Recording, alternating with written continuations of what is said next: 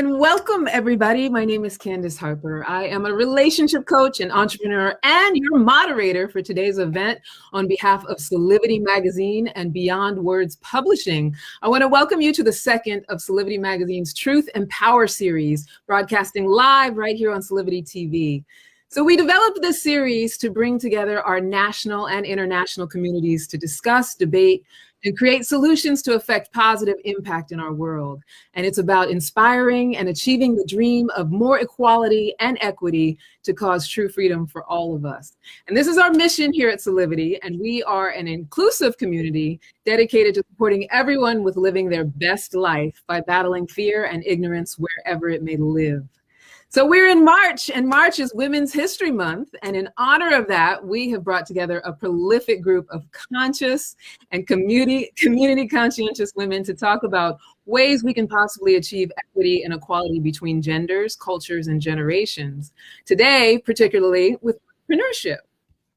And so you, our listening and viewing audience, welcome. Thank you for joining us. We want to invite you to give yourself this time to lock in and engage with our panel. There will be a Q&A later in the show, so not only will you have the opportunity to hear the value and wisdom of our guests, but also share your thoughts, questions, and contributions. Our charitable partner for this event is the National Women's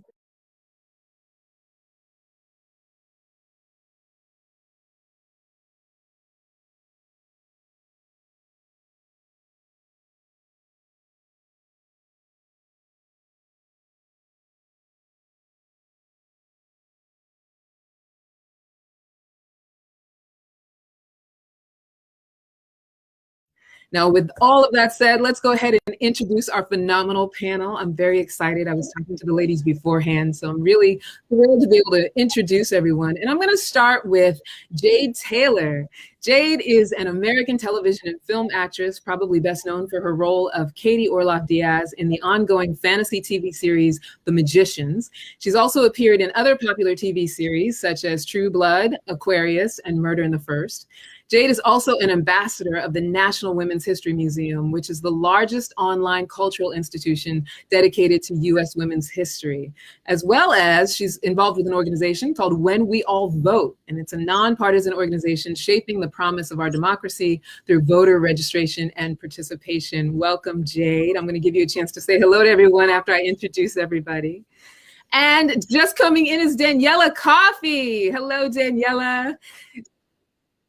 I'm doing great. So Daniela Coffey is a woman of faith, family, and business. Growing up in an entrepreneurial household, Daniela's father had humble beginnings with only a 6th grade education migrating from the south of Indianola, Mississippi. She was taught early and often to get an education and be her own boss. These entrepreneurial teachings are the foundation of her family's legacy and a testament to how she helped lead her father's business to $1.5 million in revenue. And it's who she is today. Daniela says, I help women of faith entrepreneurs start and grow to their first 10K by overcoming procrastination, to stop overthinking and diminishing their light and launch their business.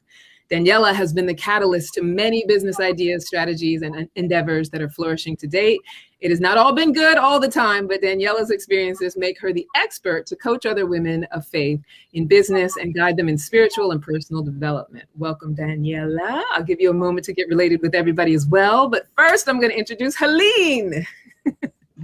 Helene Lerner is the founder of WomenWorking.com. She's a television host, an Emmy Award-winning executive producer, workplace consultant, and author of 13 books, including The Confidence Myth, Why Women Undervalue Their Skills and How to Get Over It, and In Her Power, Reclaiming Your Authentic Self.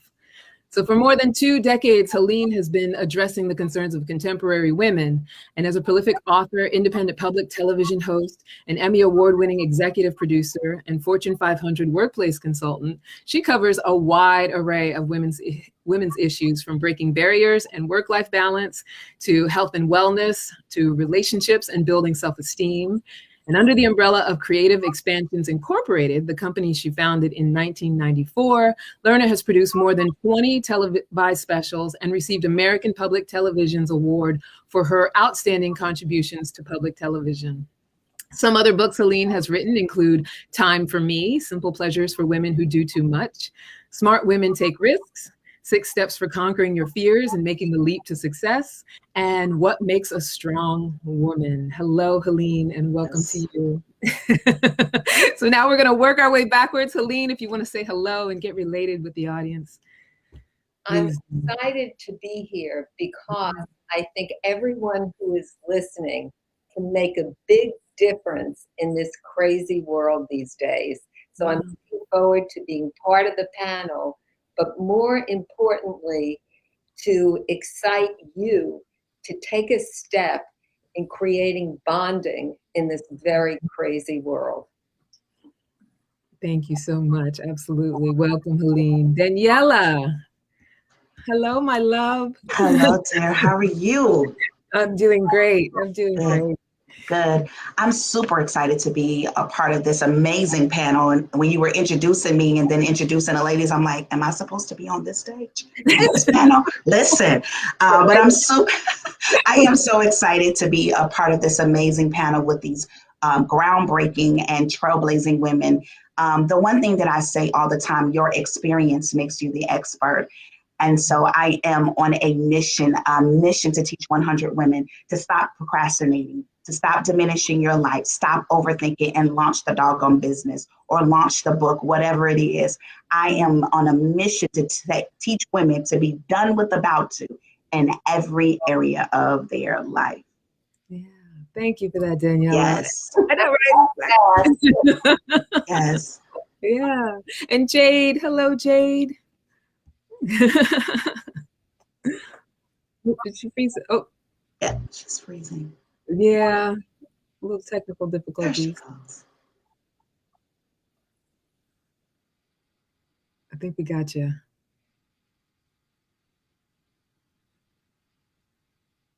I don't know if we have some sound.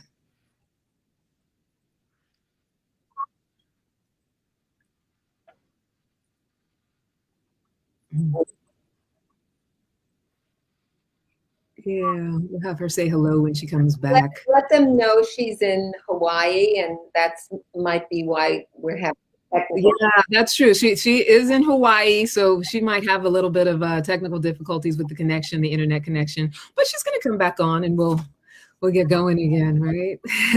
So we're going to be talking a lot today. So this is the Truth and Power series, and we're going to be talking a lot today about women, entrepreneurial women, women in entrepreneurship. And, you know, I did a little bit of research, and we were talking earlier about the massive growth of female entrepreneurship in the past decade or so. And currently, I found out from ifundera.com that the U.S. has 12.3 million women-owned businesses currently. And that globally, female entrepreneurs make up approximately 1/3 of all entrepreneurs globally, which I think is advancement. I mean, of course, we want to be making up at least 50% at some point, if not more. But, you know, we have, as far as women-owned businesses, women in entrepreneurship, it has grown immensely. And oh, there's Jade. Jade is back. Hey, can you hear me now?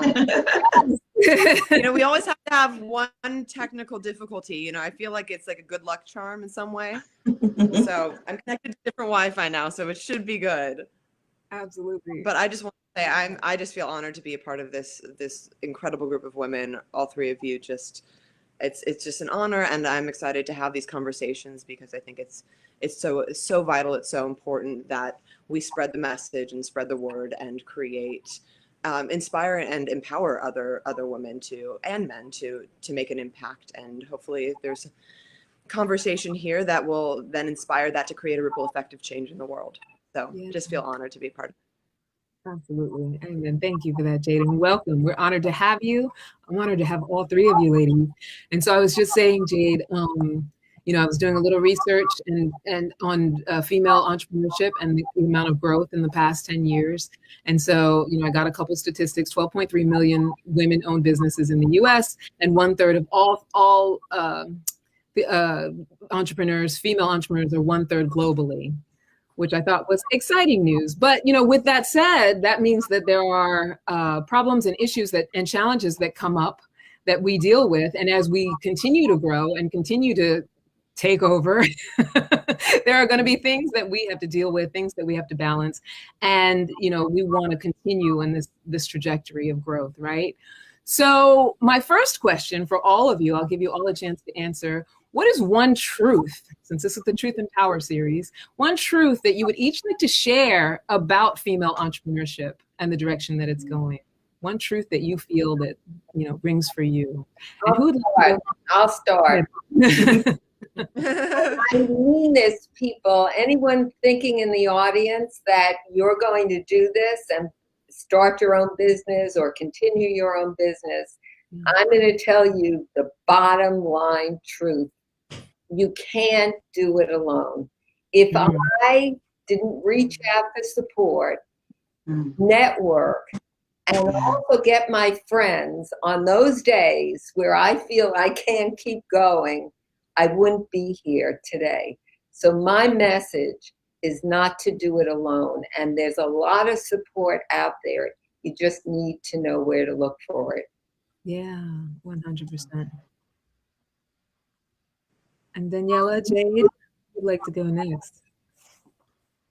I would say I love that, Helen. I absolutely love that. I would say that even though it's the stats that you gave are great, but still we're still under earners, right? We're still not getting paid as much as we should, right?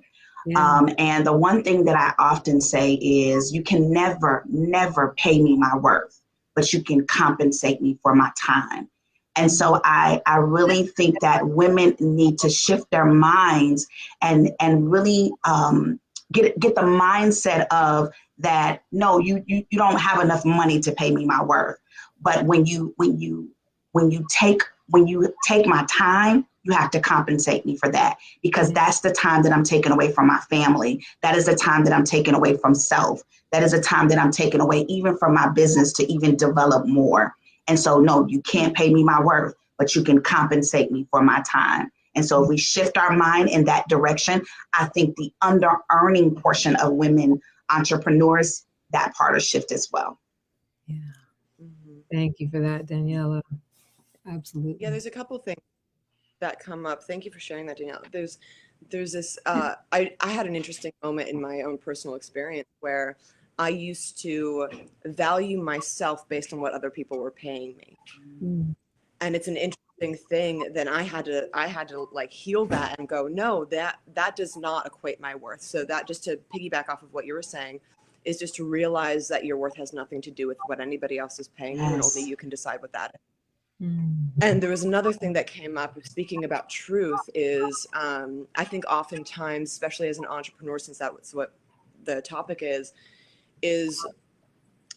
that we always think that, oh, we should do this thing. We see what's happening in the media and we're like, oh, we should be a part of this thing, instead of this is the thing that drives me and makes me unique and makes me feel alive. And so I always say, like, we each human have 50 trillion unique cells in our body that make us unique individuals. So find the thing that feels true and right for you, because what feels true and right for me might not be true and right for you. So find whatever your truth is and what lights you up and do that thing. Yeah. May I share something off that? Yeah. So very often, you know, we came in later in the workforce. So in corporations, initially, we had to be twice as good as the men. And the bottom line is, we've heard this syndrome where we're not good enough and stuff like that. I say, don't listen to the mind. The mind usually has what I call mad mind chatter. Listen for what Jade was saying. Listen to your heart. What turns you on, what makes you unique. Because in terms of being successful in business, it's going to take a lot. And there's going to be those days where you don't know why you're doing it. But really tune into yourself and know this is your passion. And bottom line, you can be of service and make a difference. That's what keeps me going. Yeah. Wow. Got it. Wow. Yeah. Does anybody have anything else they want to share around that? I mean, so much. Right. We're just absorbing. Yeah. No, absolutely. Wow. But it was what you were saying. It was what you were saying about worth. Worth is usually, we're listening to the crazy head talk. Yeah. Not as good as she is. I'm not as good as she is. They're looking down at me. They're giving me negative vibes. That will drive us crazy. And I use this analogy Jade was saying about cells. I say if your body has, let's say your energy is like sugar cubes and you have 100 sugar cubes in your body, and you're going to look at the negative vibes and listen to the negative mind chatter. How many sugar cubes do you have? Now you have 50. So you don't have the energy to keep moving forward. So it's so important to know that your worth is connected to something greater inside you that must manifest. But when it doesn't, when your talent isn't out there, that's when depression sets in. It's that you have nothing to give. It's that you have something to give, and if it doesn't get expressed, that's where the depression is.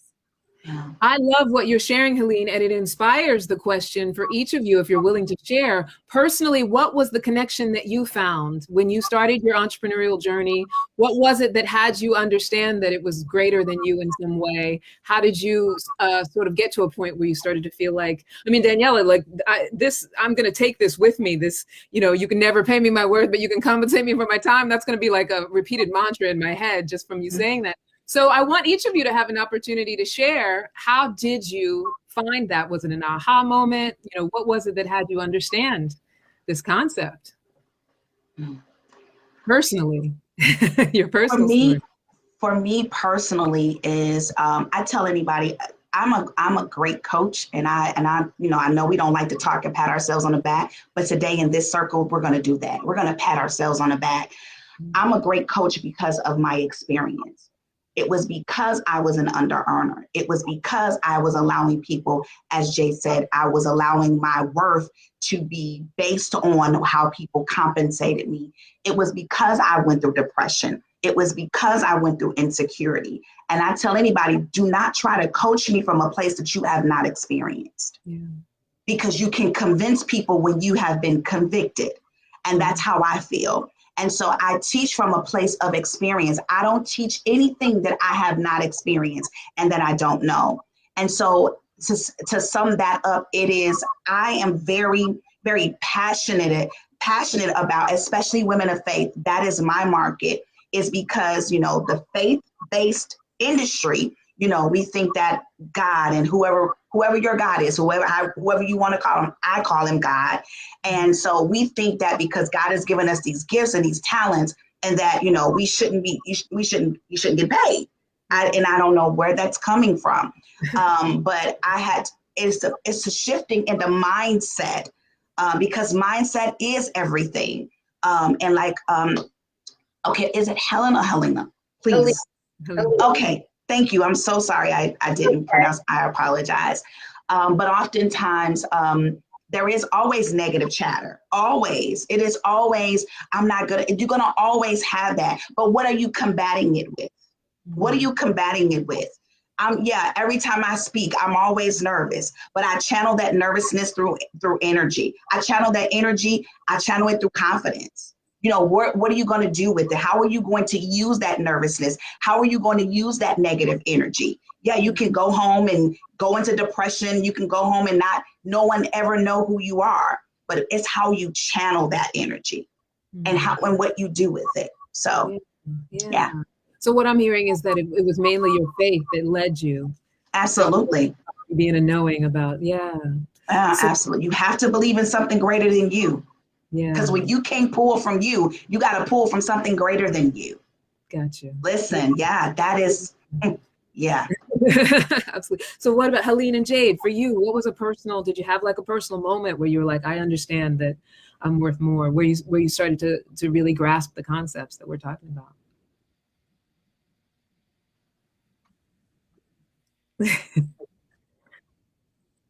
We lost Jade's sound. Oh.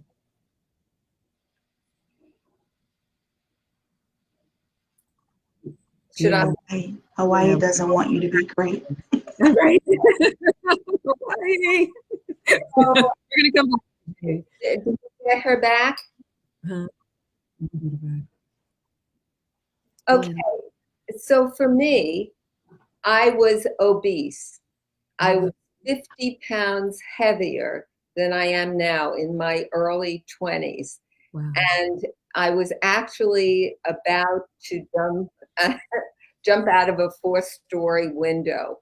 Oh, And I had inside my heart, it was a moment where I heard, "Don't do it, Helene. There's more to life than this." So I pulled back my leg that was out the window. And in that moment and the next week, I found a group of people that were incredibly supportive. I lost the weight. It took probably 6 to 8 months.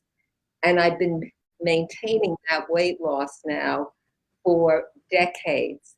Wow. What I'm saying, that was my motivation, because I was like what you were saying, I can't teach something that I haven't gone through. I was in the dumps. Yeah. And it was my motivation to help other people. And that has been the driving force in creating what I've created. Yeah. Amen. Thank you for that. We have Jade back. Jade, can we hear you? I'm hoping you can hear me okay. Yes, now we can hear you. Hear me? Yep. Oh, good. Oh, thank goodness. I don't know what is going on with my Wi-Fi, but I'm keeping it interesting. That's what's yeah, thank you for sharing that. Your worth isn't determined by the wife. Absolutely not. Amen to that. Well, thank you for that. Well, I think, for me, similarly to Danielle, there was so many experiences, so many life experiences that were really hard and really challenging. And I know that I was not able to go through, to heal those things or move through those things without the support of others. And I had this experience of just knowing the value of that I received from somebody else, and knowing what I went through and the pain that I experienced. Oh, did we lose her again? Yeah. Yeah. Can't hear. Oh. Yeah. Okay. Can I say something in what I'm hearing all of us saying, Jenny, Daniela, yourself, is that when you have an experience that is your true driver and motivator, you want to give it back to people. Yeah. And that is the power that drives you in the times where it ain't easy. Yeah. And I bet you everyone in our audience now has had that experience where you're down in the dumps. Yes. And in some way, whether it's faith or whatever it is for you, you've risen up. It's almost your duty now to give it back to other people. And that's the motivation of a business. It can't fall. It keeps going in some way. It's what you were saying, Daniela, it's something greater than ourselves, right? Yeah. You have to have that. You have to have something greater than you, because you will have those days where you don't want to get out of bed, because this entrepreneur journey is, it's not for the faint of heart. And I used to hear my dad say that. He was like, you got to move when you don't want to move. You got to get up when you don't want to get up. You have to keep going. It's constant. You have to keep going. And so when you have those moments, you have to pull from something greater than you. I know we say, believe in self, But sometimes self don't have nothing to believe in. Listen, that's real talk, okay? You know, it's some days where self really talks self out of being self, okay? And so as you have to put, and that's for me personally, is where my faith comes in. That's when I have to pray the hardest. That's when I have to get up and I have to look in the mirror and remind myself of who I truly am and not who that I am. I am the head and not the tail. I am confident. I am a woman of God. I am a woman that can conquer any and everything. I have to remind myself and have a conversation with me to remind me of who I really am and not who I feel I am at that particular time. Daniela, so, yeah. I researched all you ladies, Daniela, and I knew you were going to come and preach. So we're going to take a commercial break. I know all you ladies are prolific, but I knew Daniela would preach. Listen, this is real talk. Celine made a really great point about support and community, and I want to dig into that conversation, and I want to bring Jade back into the conversation. That's what Jade was saying. But we're going to take a quick commercial break. We're going to take a quick break and we're going to come back and dig back into the community conversation and support as well. So I want to hear more of what you ladies have to say about that. All right. Don't tell me I can't fly. Don't tell me I can't be an explorer. I am Sacagawea. Don't tell me I can't be a scientist. I'm Gertie Teresa Corey. I won a Nobel Prize in physiology. I am Deborah Sampson. Don't tell me I can't open my own business. I'm Estee Lauder. I started a global empire that now has $7 billion in annual sales. I disguised myself as a man to fight in the Revolutionary War. Don't tell me I can't be a spy. Don't tell me I can't be a journalist. I am Mary Elizabeth Bowser. I'm Amelia Earhart. I starred in over 40 films from the silent era to the talkies. I am Jovita Idar.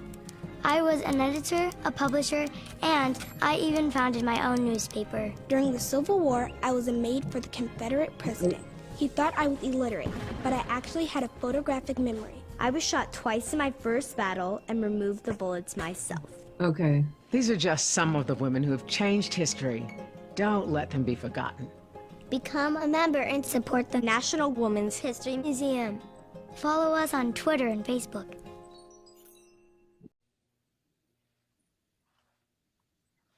All right, ladies, I'm so excited. First of all, that first segment went by so fast because I knew you all would have amazing things to say. I want to dig into, what Helene mentioned about support and community. I think everybody mentioned it on some level. And, once you did go through the fire, the baptism by fire, and figure out that it's greater than me, like how did you find your support communities, and what kind of support communities would you recommend to people who are out there and they're thinking, I want to bring my dream to the world, but I don't even know where to begin? So who wants to touch on that first? So I'll go. I think that the one thing that I've learned about this journey is oftentimes we only go with who and what we're familiar with. And I've learned that if it's your familiar, it is your history. But if it's your unfamiliar, it is your destiny. And so what I've learned is people that I connect with, we need to understand they may not look like you. They may not be they may not have the same religion. They may not speak the same language. And so now, even with Facebook friends now, if we have 200 to 300 people in common, I don't even accept you as a friend. I'm sorry. It's nothing personal. But in this stage of my life, I don't want to no longer drop my line in the pond. I want to drop my net in the ocean.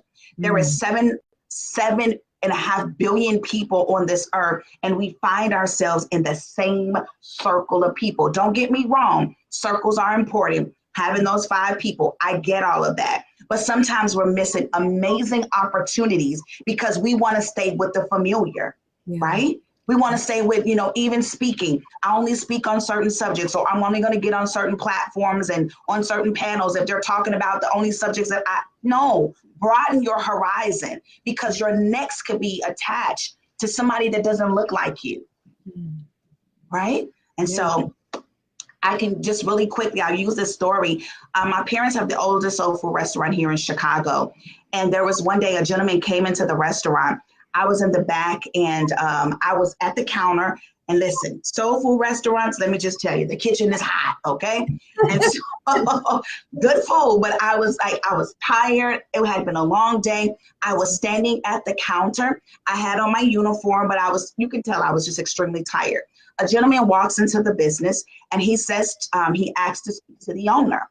And he was dressed really nice, and he was applying for a manager's position. And so I asked him, I said, sir, is there anything that I can help you with? And he said to me, he said, no, there's nothing you can do for me. I want to speak to the owner. And so very nasty, very rude. And so I went into the kitchen and I got my dad. I said, Dad, there's a gentleman out here that wants to speak to you. And he said, well, what does he want? I said, I think he's looking for a manager's position. But anyway, go out and talk to him. My dad walks out, goes to the counter. He begins to talk to the gentleman. Now, mind you, I'm at the door of the kitchen being nosy. And so he says to my dad, he says, I'm applying for a manager's position. He gives him all his credentials and all that good stuff. To make a long story short, my dad says to him, he said, at this time, I am transitioning out and I no longer do the hiring. My daughter does the hiring. Oh, Helen, you got it already. He says, listen, he said, now my daughter is doing the hiring. And so my dad proceeds back into the kitchen to get the same person. Come on. So I walk out of the kitchen and go to the counter. He looked at me and I looked at him. And I said to him, I said, right now, we're not doing any hiring. I said, because if you'll treat me like that, you'll treat my customers the same way. And so I said all that to say, you better be careful how you treat people, because your next just may be attached to somebody that doesn't look like you. They may not have the same status. Can't dress the way you dress, but you can learn from anybody. So your next just may be that person that's in front of you that does not look like you or is not coming the way you expect them to come. Yeah. So, yeah. Amen. Thank you for that. Absolutely. Aline, what do you want to say about supporting? Well, I want to see if Jade can come in, because you've heard from me. We haven't heard from Jade. Can we hear her now or no? I think we're still trying to work out her. Okay, then I will jump in. Yeah, so and Brian will let us know when she's okay. I loved your story, and you know why? Because I deal with a lot of corporations now, and I see men as allies to the women now. I see men who will go in when there's a meeting and a woman says something and she has an idea, and 10 minutes later the man says the same thing and everyone jumps on it. I see managers now saying, wait a second, I heard Cheryl say that 10 minutes ago, just like your dad did. So there are men that are allies, and women can be empower men right now. Men, I just interviewed Garth Brooks, who I love, and Garth was saying men are usually filled with the warrior in them, and the women are thinking from the heart and the head. And we can also support the bonding that's so needed in the world right now. Yeah. Wow. Thank you, Colleen. Wow. So do we have Jade back? Jade? I want to hear what Jade was saying. She was talking about support, and it sounded really important. Yeah. Oh, still can't hear her. Let me know if you can hear me okay. Now we can hear you. We hear you, yes. Oh, do you hear me? Yes. It's breaking up a little bit, but we can hear. Yeah. Okay. It always stops when you say. Okay. I apologize. What exactly is going on? That's all right. Thanks for. You were right in mid thought when you got cut off the first. A little bit. Maybe. You were talking about getting support from people when you were. I remember that. Yeah. Yeah, I think. You You're kind of coming in and out a little bit.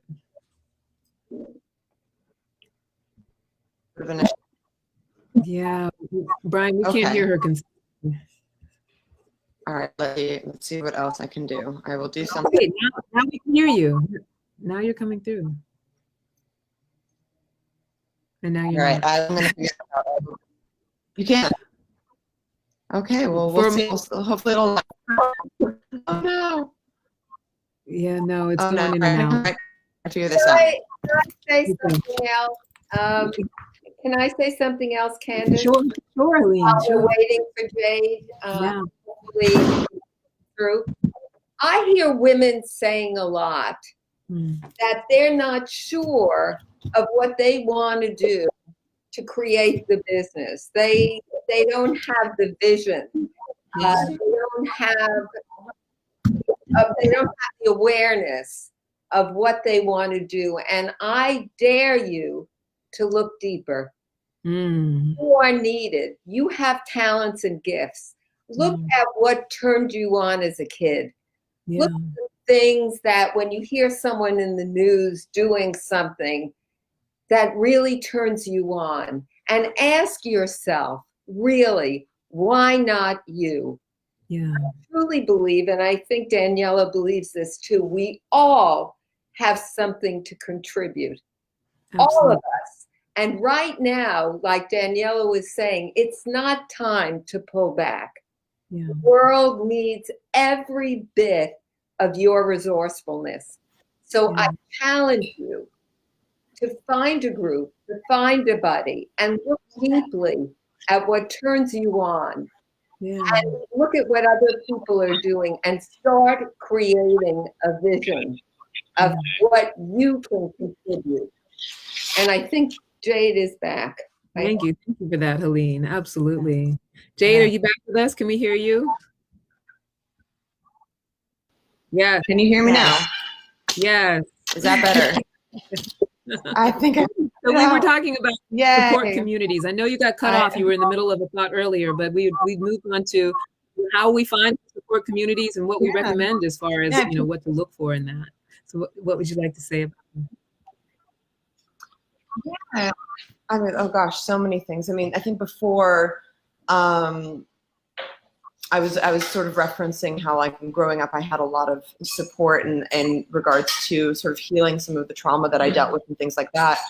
And I think it, like, again, everybody differs, but like for me, I needed to find mentors both in like whatever field was important to me, and that was both self-development, that was entrepreneurship, that and we now have such accessibility through the interweb, if you will, and so we have so much more accessibility than in my youth or whatever it might be. You can literally Google this in my area, and there's also resources like from a financial standpoint. If you don't have like $10,000 to pay for a mentor for whatever it might be, there are so many resources online to learn the craft. There are YouTube videos. There are all these things that are so easily accessible. And so I would recommend that for people, especially nowadays, because everything is digital, everything is Zoom, everything is, it isn't in person. And so you have the opportunity, take this time in this space instead of like, I always say, do you let something diminish you or do you let it empower you? It's like, this is a challenging time in our lives right now. And instead of taking it and feeling like nothing is going right, use this time and space. Use it to the best of your ability. Find these online resources. Find your mentors online. Search and find the depth in yourself and the healing in yourself while you have the space to do it, where there are no outside distractions. I was lucky to find support in so many ways, but I would say just because it's my profession as far as like acting, writing, directing, all of that, I wanted to understand what felt right and true for me. So I studied with every person that I possibly could in order to then find my truth. And so I recommend people just doing the research, like not one person is the right person. Find what feels good in your soul. Find the support community that feels right to you. And that's the biggest thing I can recommend. And it's also, again, just the accessibility nowadays is just so profound. And so do a little Googling, you'll find it. Absolutely, I love that. So there was a question from our audience that Brian had posted. Brian, can you put that question back up again? And it actually was from a gentleman from our audience. And it's touched back to what we were saying earlier about when finding support. Both Helene and Daniela had mentioned how men have shown up in support. And one of my questions was going to be, what is the truth around how men can support? Because I think there are men out there that just don't know what to do with a lot of what's going on right now, as far as the shifting, the pandemic, masculine, feminine energy, a lot of what's happening. And I think, Helene, you were talking about that the allies are very important, like Daniela's father allied for her. So we have a gentleman in the audience who's saying, what are some things I can do to advocate, ally, and empower to create a better atmosphere? You took it away too quickly, Brian. I can't see the whole question. I'm trying to read it as fast as I can. Go ahead, put it back up. I can't see it yet. Okay. All right, I don't see it yet. We got the gist of what. We got the gist. We got this. Ally, advocacy. Ally and empower to create a better atmosphere and work culture for the women I work with. I didn't get the whole question, but basically, what can I do to advocate and ally and empower women? The question from a man. What do you ladies think? What would you want to say to him? So many things. Here's what I would say, because I lead a lot of these corporate events on Zoom now. And we were talking about this before the program started, Candace. Yeah. The qualities of empathy, understanding, looking at what's going on with the woman at work, what's going on with the woman at home, if there is a woman at home. Because, and for the woman, the same, what's going on with the men. Qualities of leadership. Years ago, we used to say that empathy, emotional intelligence was soft skills, quote unquote. Yeah. But they're not. I've been speaking with CEOs. This is what's needed now to lead at the highest levels of corporations. So empathy is very important. And asking people, how are you? I mean, now when I have conversations on the phone, years ago, it was just like small talk. But now I'm really concerned. How are you? And letting someone talk, very often, you're the person who they need to speak to, and you don't even realize the impact you're having. Yeah, absolutely. Absolutely. Daniela, Jade, what would you like to say around that? What advice would you want to give? So much. I'm gonna let Jade go because I've been talking a lot. Come on, Jade. It's all good. I mean, there's so many things that come up. I mean, there's this phrase, like, if you see it, say it. Like, if you see people being mistreated, say something. I think that there's been a culture of like, oh, it's not my business, or oh, I shouldn't, and I think I really want to emphasize and differentiate, like, it's not call out culture, right? We're not like canceling people out. Like, it's like we're calling things as we see it and saying like, this is not okay and this is not appropriate. I have my best friend is a CEO of a company, and he makes sure like that the hiring process is like really fair, and that there is that they're like making sure that even in the interview process that they're having a like so much differentiation in who like again, like people of color, women, like men, like all of it. You want to like make sure that you are covering all of humankind, instead of just being like, oh, well, this is what I got. No, you really get to reach out and make an effort and make an impact as the leader. And I think it really oftentimes starts from the top down. And so like, I just as a CEO of my own company, every time I'm doing hires or doing anything of that nature, I'm making sure that that we are hiring where it is a very diverse community of people, because then we are not perpetuating and I hate to put it this way, but the white male stereotype of like, this is who is leading our country and this is leading the world. I will go into like a really like a side tangent, but I think it's important. So because we're part of the National Women's History Museum, we're doing like, this is supporting them today, and I'm an ambassador for them. And some of the interesting conversations that are had around it is that essentially the U.S. history books, as of right now, as it stands, only about 12 to 14% of the history books depict women. And like horrifically smaller percentage depicting women of color. I think it's like 2%. Yeah. It's disturbing. And there has been so much fight to try and change the history books. But in Texas, about 2 years ago, they ended up taking out Hillary Clinton and Helen Keller from the history books. Yeah. Why, I cannot tell you. But there's no excuse or no reason. I have no idea. But point being, statistically speaking, we are not at a place of equality. And Gloria Steinem says, if you can see it, you can be it. And so it's important that we're also creating a representation and putting content and information out there that is accurately depicting equality. And the unfortunate thing is that the companies that are creating history books, same patriarchal imprint that we have, our archaic imprint that has been going on, and the narrative that has been going on for far too long. And so it does start from the top down, and we have to keep fighting to change the narratives and the stories that we're telling and the leadership so that we can create a bigger impact and a bigger change. I can go on about this for a very long time, so I'm going to let it talk. But what I love, what we knew, and what I love is that all of you ladies have so much to say. So don't ever, out of the three of you, don't feel like you have to stifle yourself. The only thing that cuts us off is the time. I'm loving listening to all of you. So yeah, and thank you for that so much, Jay. What do you want to say about it, Daniela? I wanted to ask him a question. Are you in leadership position at your job, your space? Are you in the leadership? That was a question I wanted to ask. And hopefully he's going to say yes. And if he does say yes, I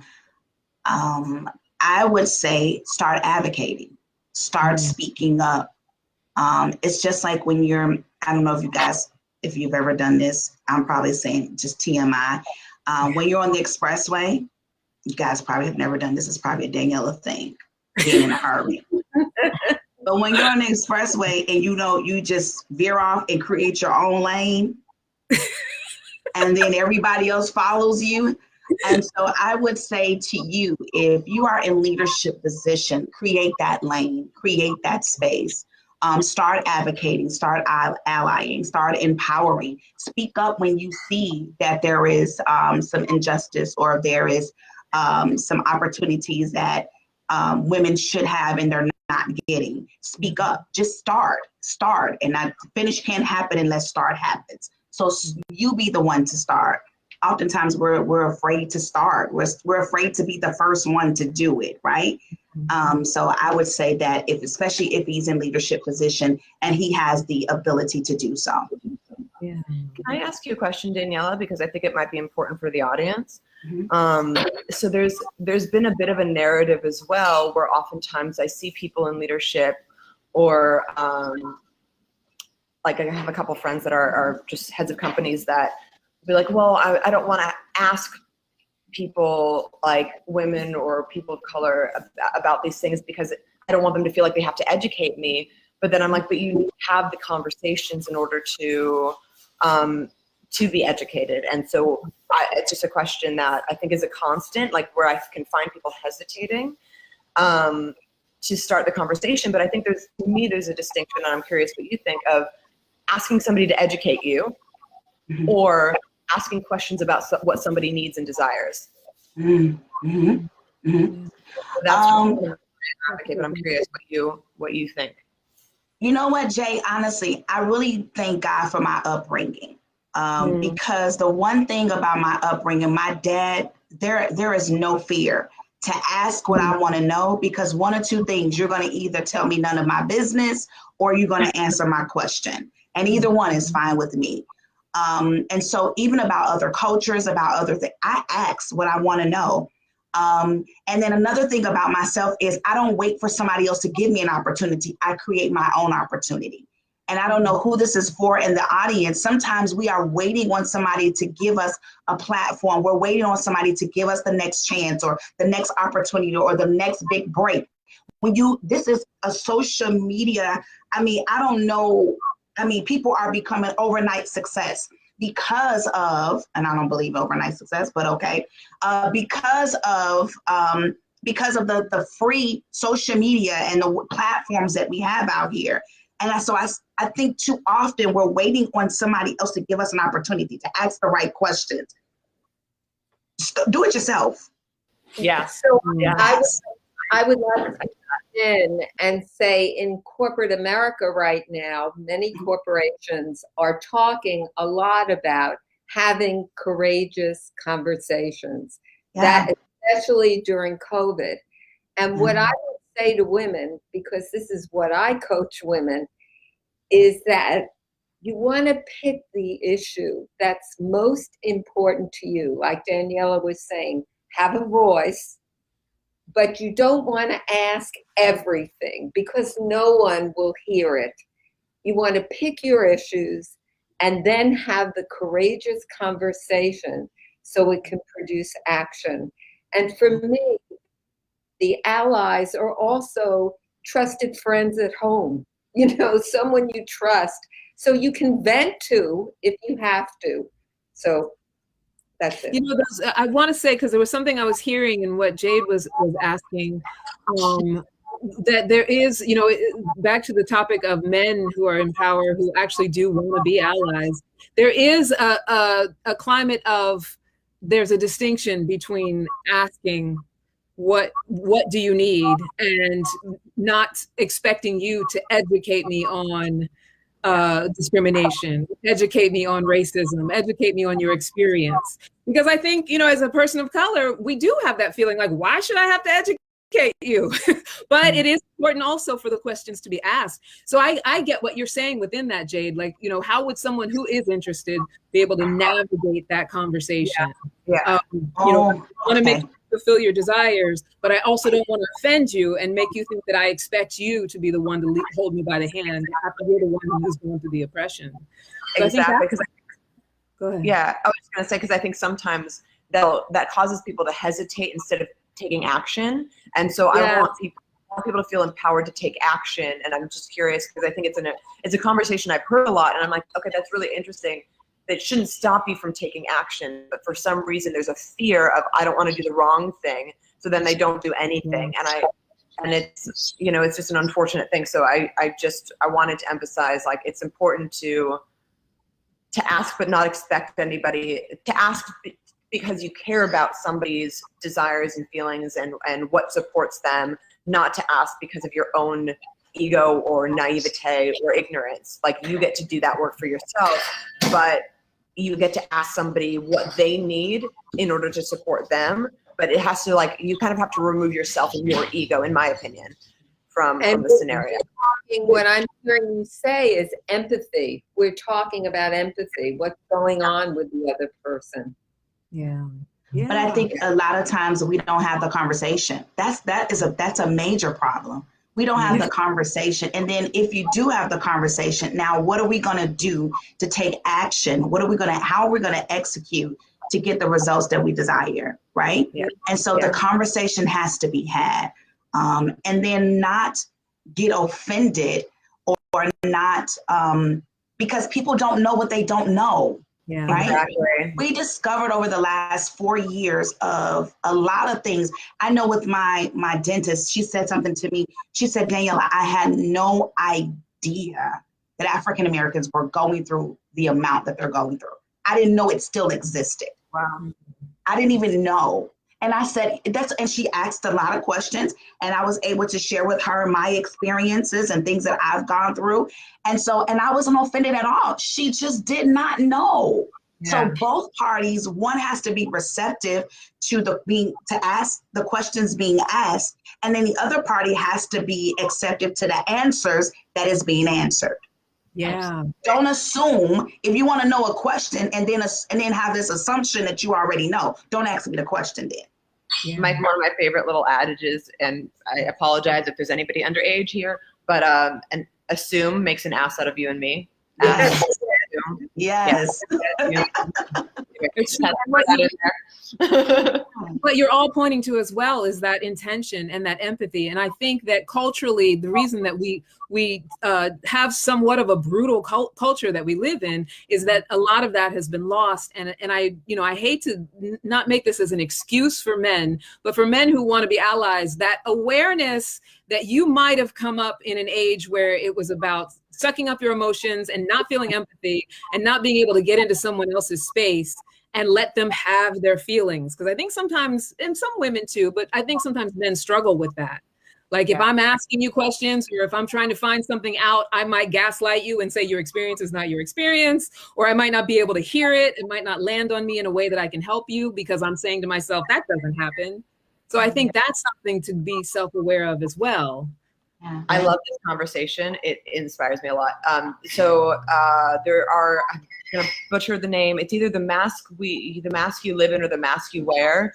It's a documentary about how men are raised, and I think it's an important thing. Like for also as women, for us to have empathy for the fact that oftentimes there are certain like men, and this is a gross generalization, but men might not know any differently because they are raised in a certain way with certain belief systems. Yes. I think men can empower women, but women can empower men. I think it's a two-way street, and we have to take responsibility for that. Yeah. I love that, Helene. And on that note, we're going to have to go to break. I hate it that it goes so fast. We'll be back with the best topic. Yeah. Yes, we'll be back. We'll put a pin in that and come right back. And yeah, thanks, ladies. Hi there, Sheila Applegate here with some exciting news. I've joined the incredible Soulivity team as the host of the new Consciously Awesome live show, where I will be sharing insights to help you discover your full brilliance and claim the vibrant life you deserve. To add to the awesomeness, I'm going to be inviting some of my favorite people from around the world, including many of the guests that you fell in love with on my Live Sensate podcast and Enchanted One radio show. So tune in every Wednesday at 1 p.m. Eastern Time, right here on Soulivity TV, to join the fun. And remember to subscribe to the channel so that you don't miss a single episode. Have an awesome week, and I will see you on Wednesday. Do you feel like you can be in better health? Do you feel like there's something missing towards your path of success? Hi, I'm Rachel Kaplan, owner and creator of Higher Health Now. I started this company 3 years ago to help my yoga community thrive off their yoga mat. What I realized is that there's people from all walks of life who need this training. Today, I work with professionals all over the world, explore what's holding them back from living their version of good health, and help them shed light on the action steps they need to take to bring about that positive change. Professionals like you, who want to be better in their work, better in their relationships, and take massive action towards living your life purpose. That's the meaning of higher health. I'm excited to meet you and show you the path towards living your higher health now.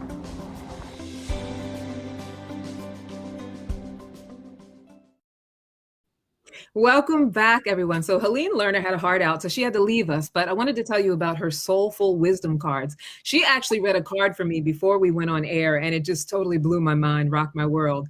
And so you can go and get these cards at womenworking.com. So check her out if you want to follow her. She's very prolific. She's got 19 million followers. So, definitely you want to join that tribe. But we're back, and now I think we need to move, this is the Truth and Power series. So now I think we need to move into the power conversation, right?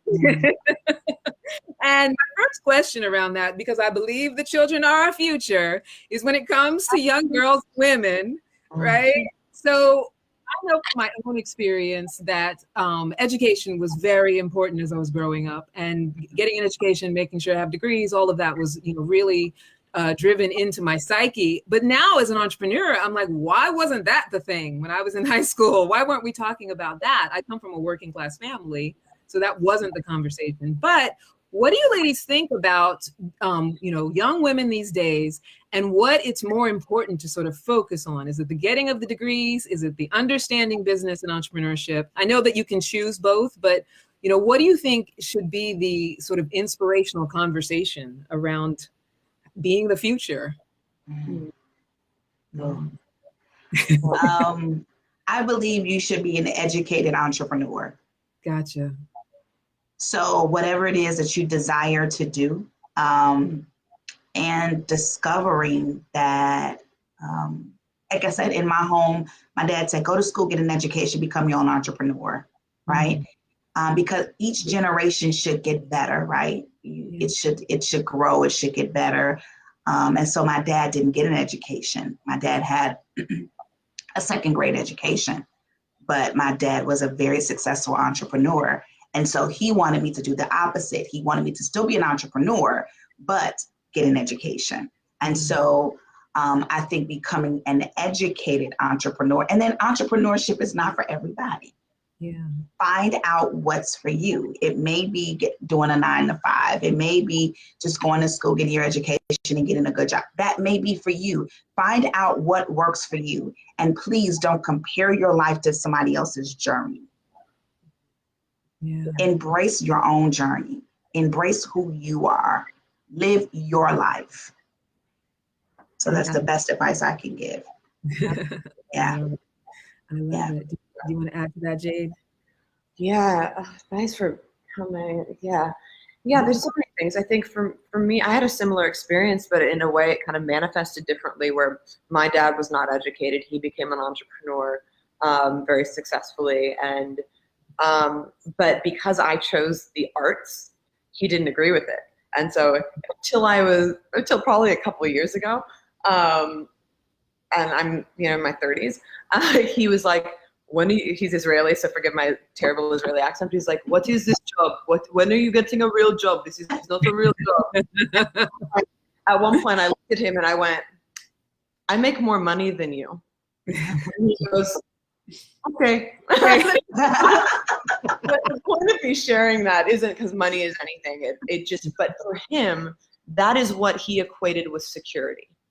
And so I think there's an importance in his story, and I got to find my own and my truth. So to go back to what you were saying, Daniela, like finding your truth and what is right for you. And what was right for me was following my passions and my desires and what was right for me, and not listening to his narrative and his story about security and all of those things. And also entrepreneurship and all of these things are very different today. Where I would say that I was going to go into this whole spiel about confidence and how it's actually such an important thing to find your truth and your strength. But I think the Z generations and the younger generations have a different confidence than when I was growing up. Because there is sort of a different kind of allowance for people to be the fullest expression of themselves. And so I just always celebrate be the fullest expression of yourself, find your truth, and don't worry about being the most powerful. Worry about being your most powerful. Yeah.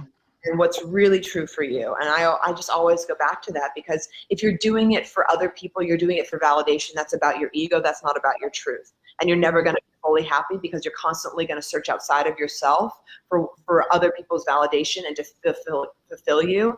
So fill yourself up first and foremost. And then you're it's about happiness. Find what makes you happy. Find your truth.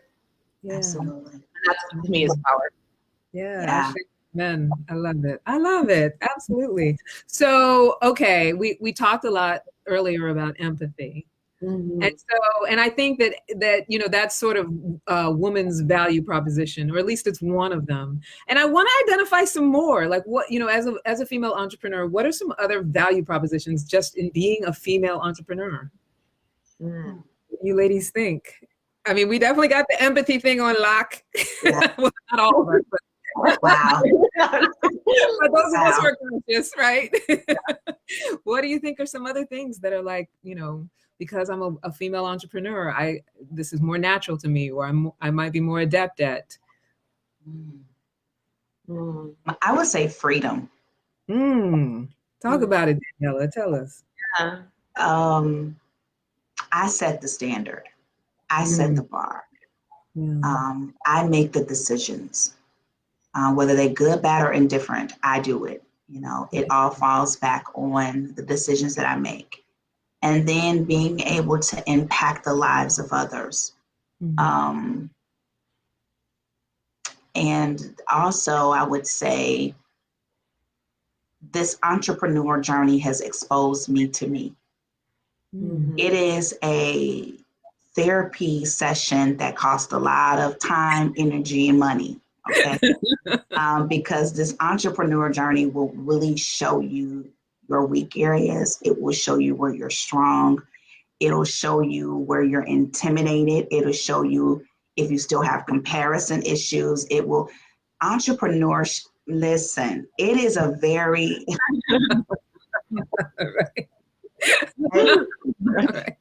This is not for everybody. Let me just tell you. Even with, I learned last year when I hired a team, and this is a very transparent moment, because they always say your circle should be smarter than you. That sounds good until your circle is smarter than you. And you like, but I want it to go like this, and it needs to go like this. And because I didn't come from corporate, I don't have the corporate background. I come from a family business, right? And so things that I learned from a corporate structure standpoint was because I had to do the research. I had to, hire people and things of that nature. And so when you don't come from that background and you do bring people into your circle that has that background, there is always maybe it's just me. I learned I learned a lot about Daniela in 2019. A whole lot about me. So I would say that freedom and in entrepreneurship, it really exposes you to you. Yeah, you are not alone with that. I feel the same. Right, you are not alone. What do you want to say, Jade? Yeah, I'm just absorbing that. I think it's so true. And what also comes up is like, we're also, and I hate to make it like about like the patriarchy, because like, but it is a real thing, right? It is a real thing that like we do live in a patriarchal world where it has been consciously or unconsciously ingrained in how we believe the world should be. The fact that, I don't know the exact percentages, but I know that it's a very low percentage of women that are in leadership positions in the world. And so we are taught that we are a very small percentage, or that like men's voices are louder or bigger, or whatever the case may be, whatever the narrative is that's passed along, whether that's through generations or the media or whatever it may be. And so what I think about, I don't want to say that like we have like an upper hand or an advantage, although maybe we do, but no, I mean, there's like, we're all human, we're all equal. And I think that's what we're fighting for. But I think the challenge is that we have to then deal with those past archaic narratives that are passed along. And so to me, sometimes it feels more challenging being a CEO or a leader or an entrepreneur, because like something that my male CEO friend will do, I then will do, but I will be deemed as controlling.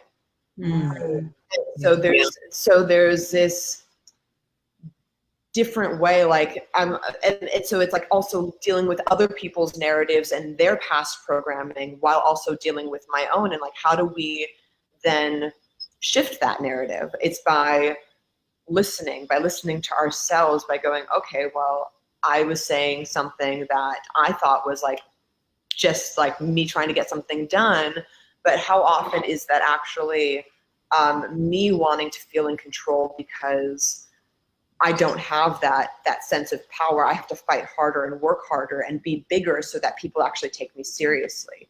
And I think that narrative came up for me a couple times. And instead it was like learning, yes, I like surround yourself with people that are smarter than you. And then you don't have to be in control of that. Like, and I think that's a hard thing because we as women are taught we have to be powerful. We have to like have our voices heard because nobody will hear us otherwise. But in doing so and having those smarter people, it's like letting go of the control or the desire to be powerful and empowering them to be the leaders in themselves. And so that's something I've learned as well. It's like instead of feeling like we have to do it all and be the strongest one and all of those things, rather it's like leading from behind. It's leading by inspiring and empowering others and pushing them forward instead of feeling like you're dragging everybody along. And I don't know, that's just sort of I don't know if that really answers the question, but I don't want to say that like we have some advantage, but rather to me, there's actually some disadvantages or things that we have to learn and push through and move through. But I do think we have the capability to like self-reflect a lot and be able to say that and be able to go, okay, this is what's true for me. This is what isn't true for me. This is how I truly want to lead. And I always say, like, lead by being lovingly powerful. Lead from your heart. Yeah. And you can't go wrong when you do that. Yeah, absolutely. And what I love that you're pointing at is how when you feel you're at a disadvantage, that ego kicks in, because you both kind of pointed at the same thing. I know it's true for me. If I feel like I'm the dumbest in the room, the ego can so easily kick in. But you're absolutely right. That willingness to get aware that that's what's happening and say, you know, lead from behind is you know, what makes that magical. Thank you both. I mean, you both really like rock that. That was a good question. Life experience. Again, I said, like Daniela said, life experience. It's like, yes, go through it. It's good. Empathy and understanding for it. So with this next question, it's sort of, you know, in the face of everything that we've been talking about, and I align with a lot of what all of you have said, and I think even Helene mentioned earlier about, you know, being purposeful and following your heart and understanding what's right for you. And I think it's so important. However, here we are in the pandemic, and I was looking at the Forbes magazine website, and there are certain industries that are just blowing up because, you know, they're causing solutions during this pandemic. So, you know, things like cleaning services, delivery services, grocery stores, gaming companies, telehealth, tutoring, behavioral health services, which is along the lines of what I do, home health providers, home health care workers. So those are all industries where there is a higher percentage of, you know, female employees. Yeah. And also industries that, you know, a lot of women have expertise in. There's that. So, you know, your likelihood of being able to be successful in those industries might have a little bit of a higher possibility, right? As opposed to that thing that you love that maybe isn't necessarily something that is as immediately lucrative. If I'm someone who's sort of standing in the middle of weighing that, like if I want to be an entrepreneur and over here is, you know, something that I know about, something that's really making a lot of money, but I don't love it. And then over here is my passion, my purpose, my personal alignment. Oh, I can speak on that all day long. Right, please do, because I think I'm in that quandary right now. Like, you know, yeah, absolutely. Well, I was in that quandary for many years of my life prior because I knew what I wanted to do with my life, but I knew that I knew that I wanted to be an actress, singer, like creative artist, right? Since I started singing when I was 6. So to give you just a perspective, I knew that's what I wanted to do, but I also knew that it was a very challenging industry. And it took me, I would say, a good 10 years of my life to quote unquote make it. And so I had to have other jobs to supplement income, what I was doing, my creative, you know, endeavors, all of those things. And what I say is, if it's something that is sort of like a temporary thing that's going to like give you money to supplement what you really want to do, beautiful. If it's something that you really desire doing, beautiful. If it's like the thing that you actually really love, feels good just being a hobby on the side, beautiful. It's just like finding what feels right and true for you. For me personally, I was like working in the restaurant business. I was a GM of restaurants and bars and all of these things before I made it. But that was what I needed to do on the side in order to do what I love. But there were so many times where I was like, oh, do I just give up on this thing that I love because I know this thing and maybe I can just live a happy life. And I was like, I would never be happy if I didn't fulfill that. And I think that was the gauge or the barometer of like the gauge of what to do is like, would I be happy truly if I did this thing solely, or can I create a world in which both can exist that supplements the thing that makes me really happy? Like, I don't think there's a right or wrong thing, but that was how I lived for a very long time. And there is an industry right now where, but then I also have artists that are suffering because the restaurant industry has shut down and they're really struggling to make ends meet because of that. And so, it is important in this day and age. We do have to have money to survive. Unfortunately, that's like the truth of it. And so create something that is going to be lucrative. I've created ways that I have supplemental income in between jobs, even though I don't need that, but it's nice to have that consistency while that has nothing to do with my industry, but it just keeps me it keeps me feeling safe and secure financially so that I can do all the other things that I love and I can feel like I'm a thriving human. So that's sort of my take on it. Got it. Thank you for that, Jade. What about you, Daniela? What do you think? I totally agree with Jade. You do what you have to do until you can do what you want to do.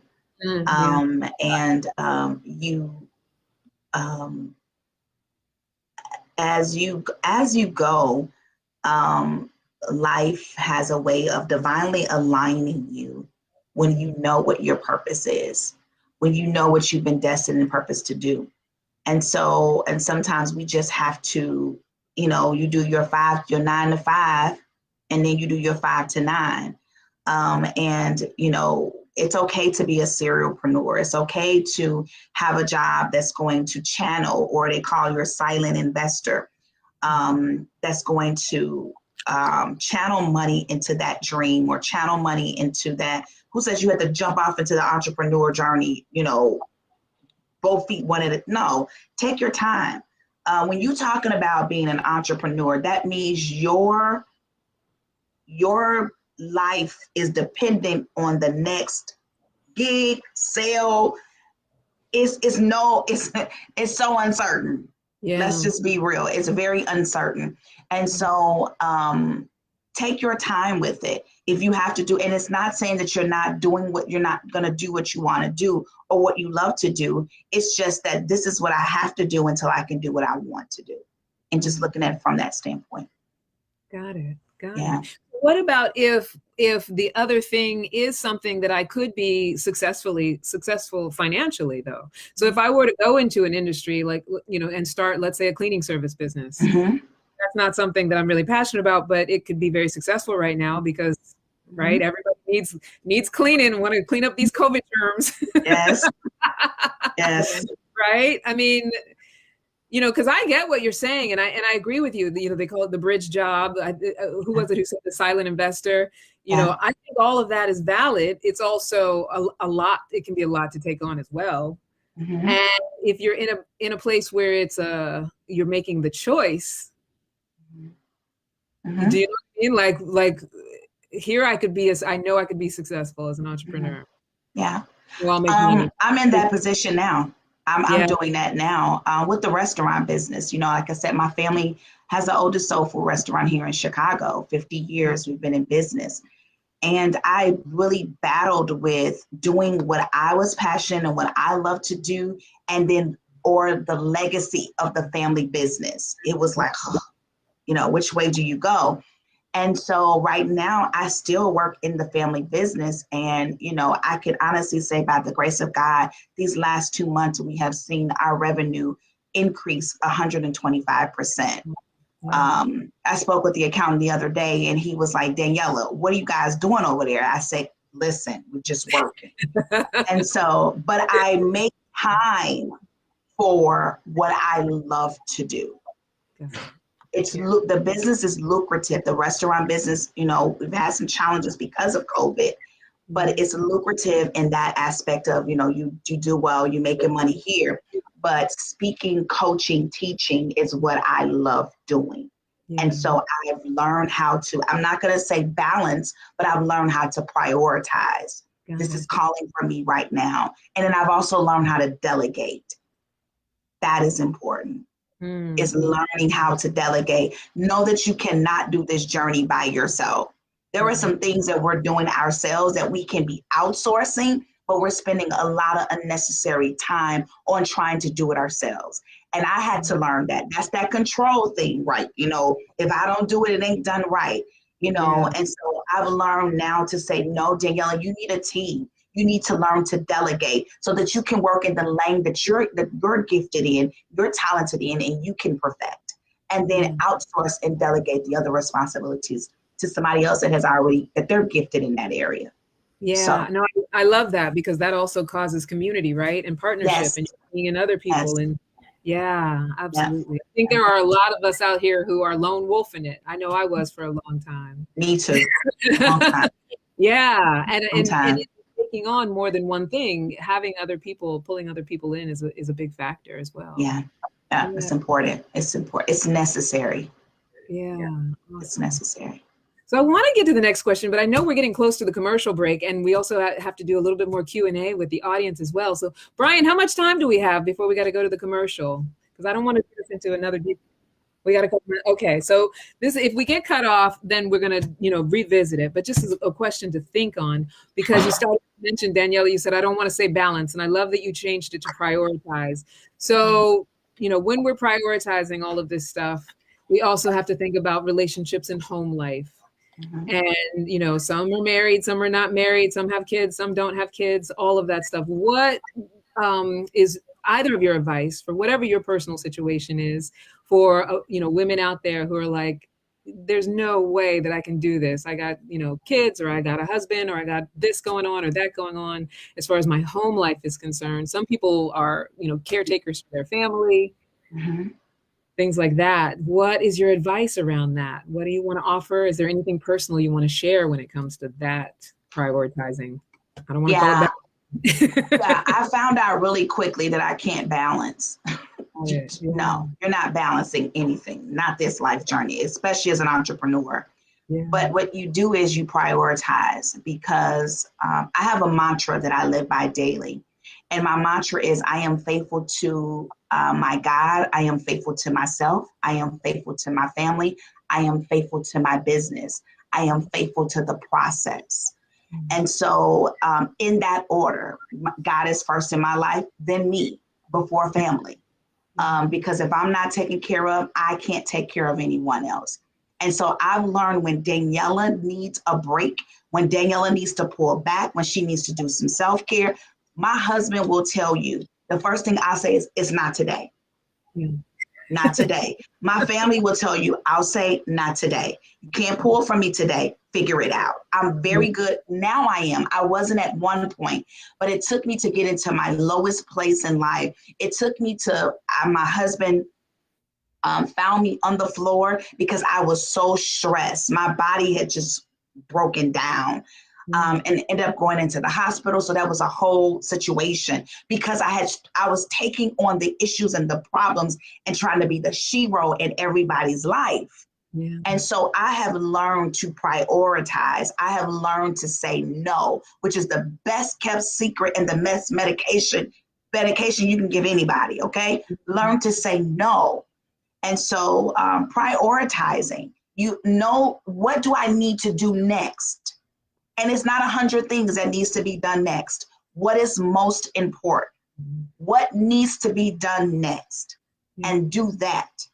And then what can wait till tomorrow? Let it wait till tomorrow. What can wait until next week? Let it wait until next week. But what needs to be done next? But please prioritize you. Because if you're not together, if you're not okay, everything else falls apart. So make you a priority. Money is going to be there. People are going to be there, and problems are sure enough going to be there. So I would say prioritize. And that's how I prioritize. It's God, myself, my family, and then my business in that order. Gotcha. Yeah. I mean, you just said it all. I think that's exactly it. It's prioritizing because it's impossible to balance. But like you said, you have to be able to feel at peace and fulfilled in yourself. Otherwise, you can't do everything else. And something that I've definitely been learning lately. So in a big way. So thank you for that. Yeah. Filling yourself up to overflow, right? Exactly. Yeah. All right. So I think we're going to take a commercial break right now, and we'll be back and take questions from the audience. And this has been so beautiful, ladies. I wish we could do this on a regular basis. Yes. Yes. All right, we're going to go to commercial. Please join us in supporting the National History Women's Museum. You can find out more information by going to soulivity.com/support women's history.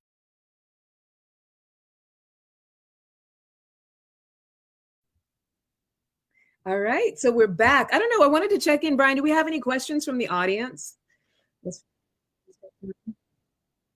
Yeah. Okay.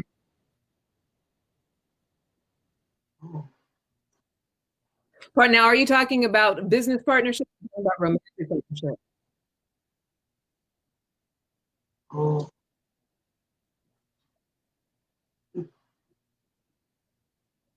Well, Danielle can speak on it from a place of married, and I can speak on it from a place of single, what's important to you as far as partnership. But you want to go ahead, Daniela?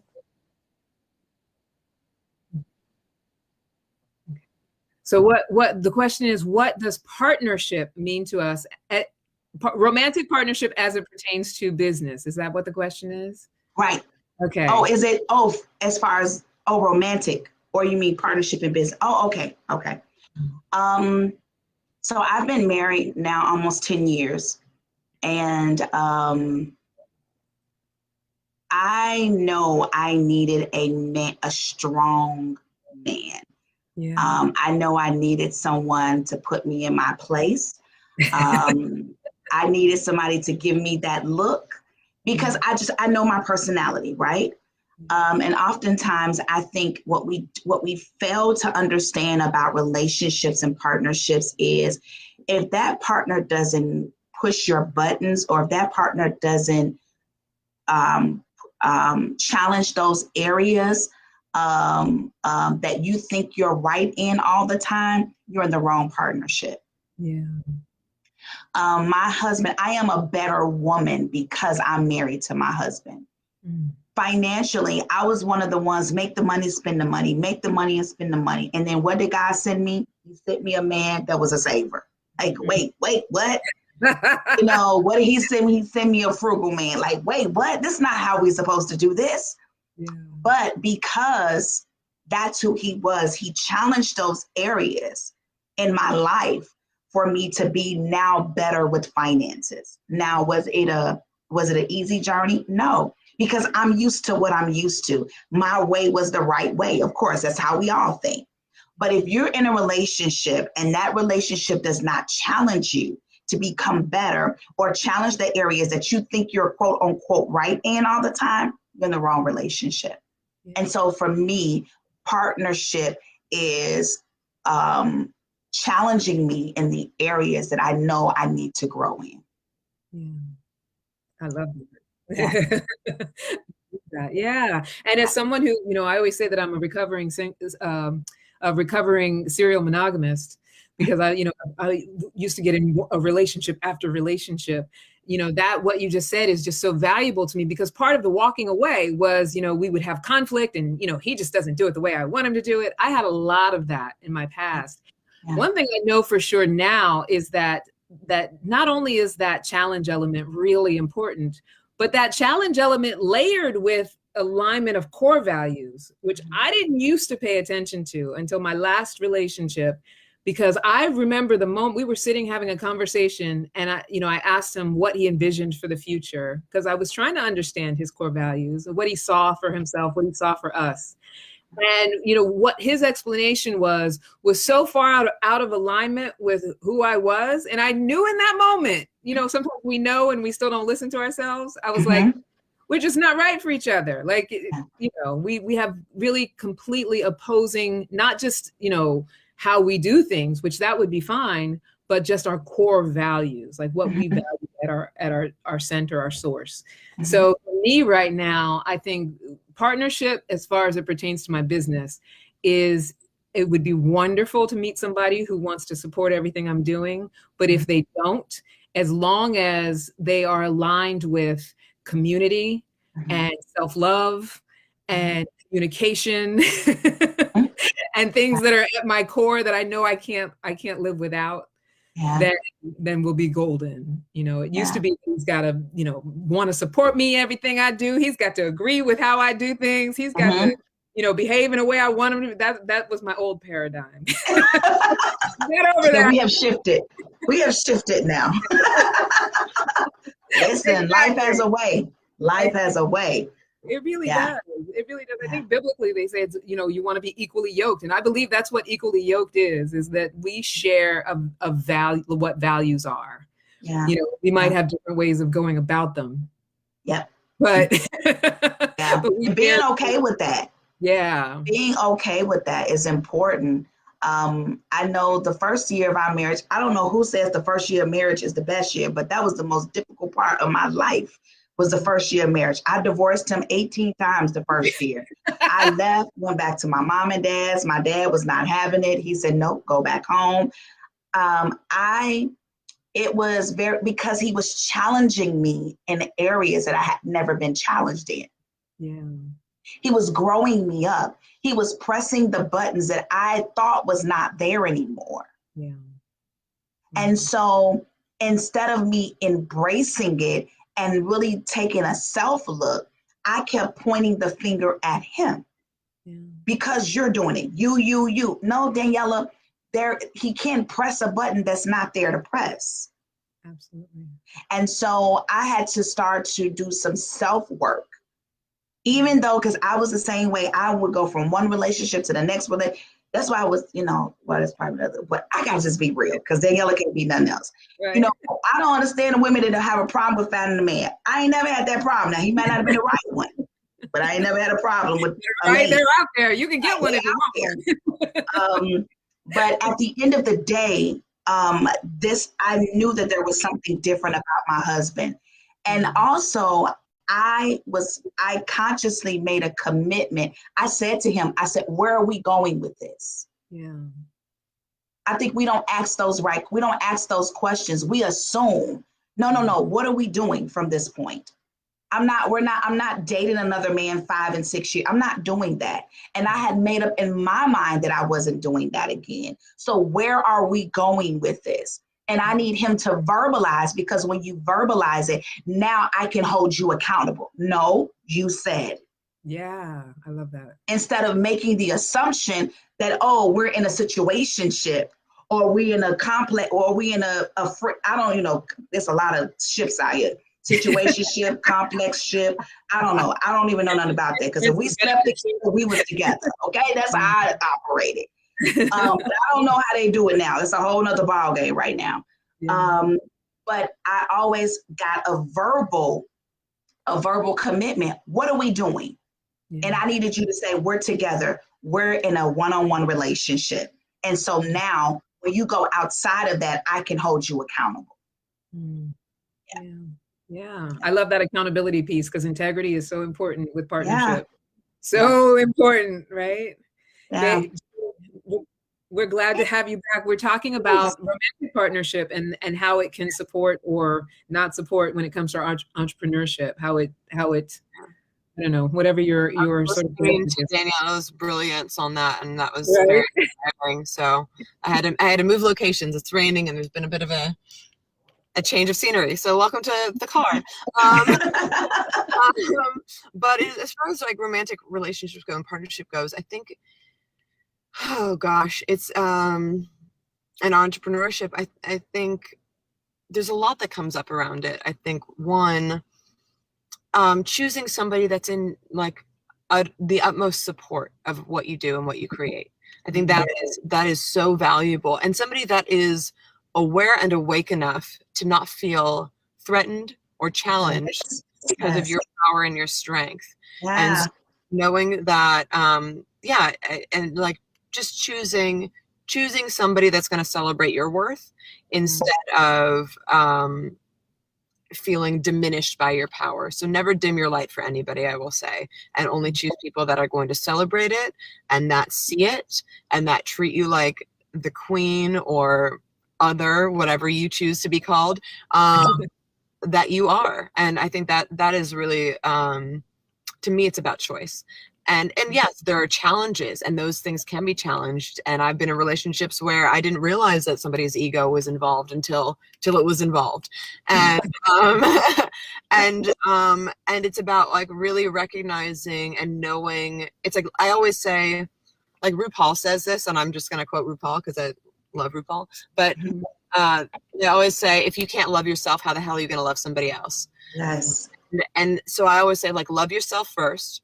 Love you so much that you're not going to accept anything less than being treated with the utmost respect, love, admiration, and being celebrated for all of your successes. I think there's so many relationship coaches, and I'm sure you can attest as a relationship coach, that say that like if your partner isn't celebrating those wins, those things chip away at you. And it chips away at your connection. It chips away at your own sense of strength and power. And so choose somebody that's going to celebrate your wins. Choose somebody that's going to celebrate you. And relationships are always going to be challenging. And again, something Daniela said, it's like the beauty of relationship. It's like if we were just like existing in the world as a single human, we're not going to be challenged to our greatest. Like someone always said, like people always say, choose a relationship that's going to make you be your best self. And people go in with this false idealized version of relationship where they're like, oh, I'm only going to be in a relationship, especially with like all of the accessibility with dating online and all of these, like you can just swipe left, swipe, whatever. Which way you swipe one way or the other, but there's so much available that people, like the moment they see some sort of imperfection, they're like, oh, I can get that somewhere else. I can get this somewhere else. There's no perfection. You're not perfect. So then don't expect that in somebody else.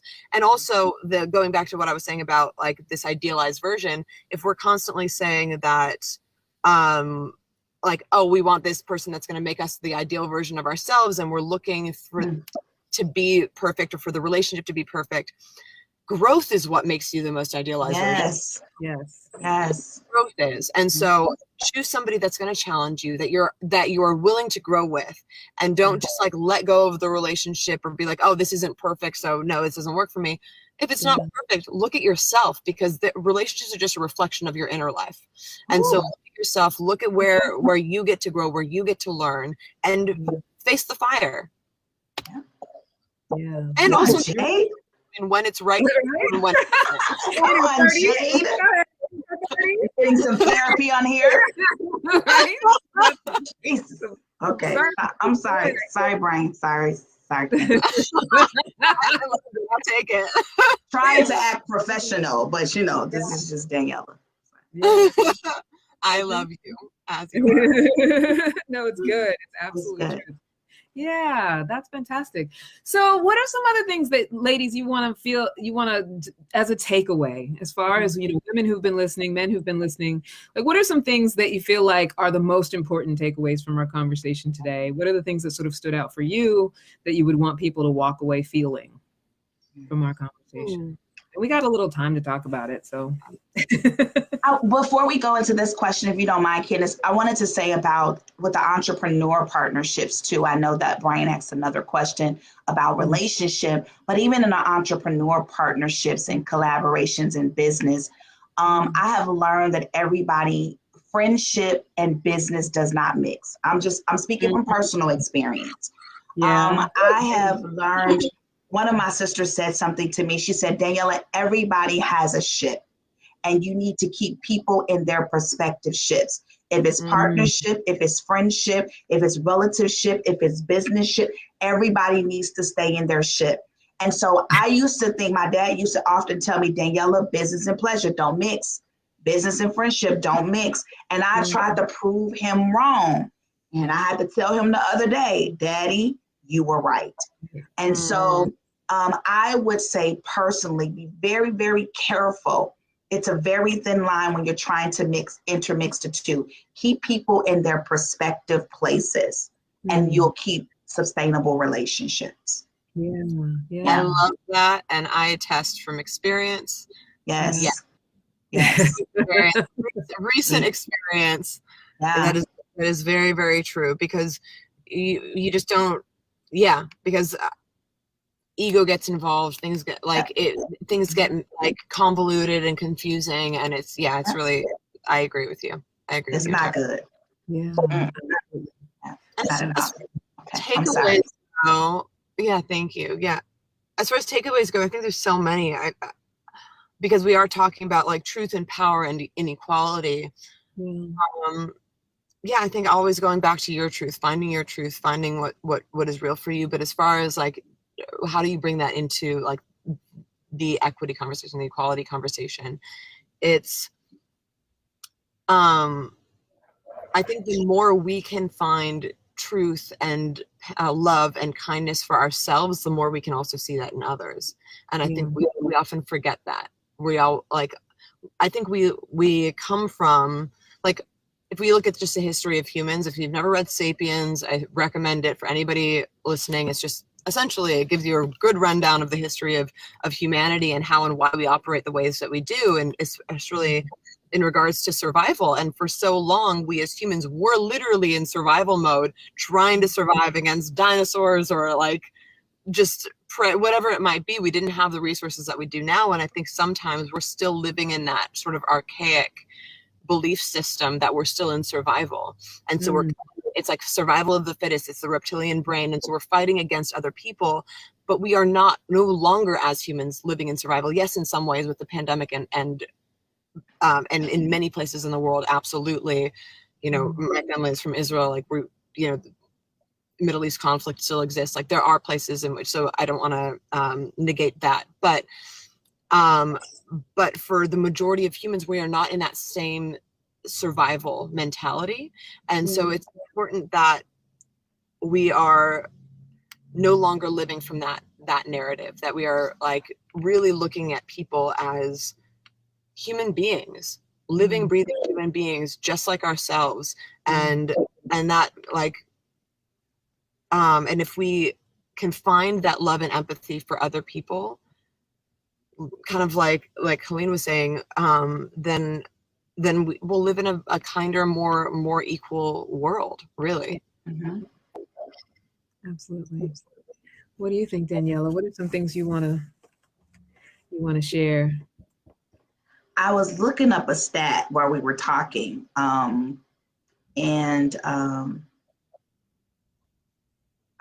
okay.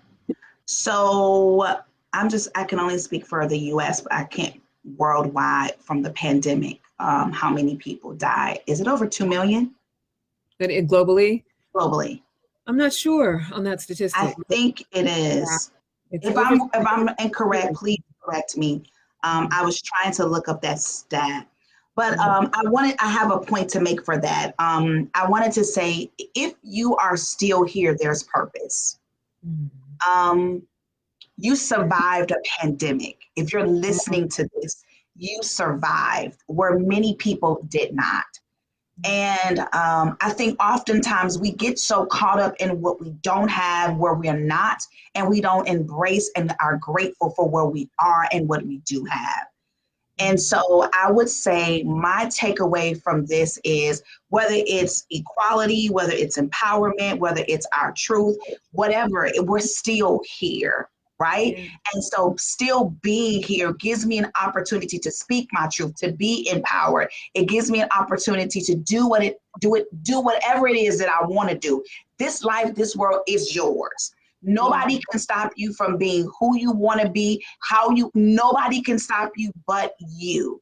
And I know we think that's a cliche statement, but I honestly believe that in my entire heart and the entire being, that I am my own worst enemy and nobody can stop me from being me. Speak your truth. Your experience make you the expert. Don't let anybody try to pay you your worth. They can compensate you for your time and be everything that you were designed and created to be, period. Yeah. Embrace that.